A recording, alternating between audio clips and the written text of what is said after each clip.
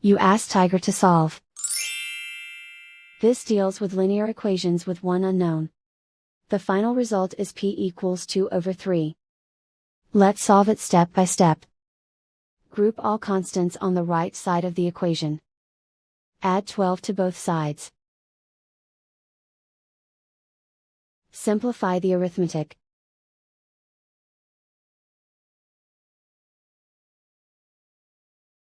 Isolate the p. Divide both sides by 18. Simplify the fraction. Find the greatest common factor of the numerator and denominator. Factor out and cancel the greatest common factor. And so the final result is p equals 2/3.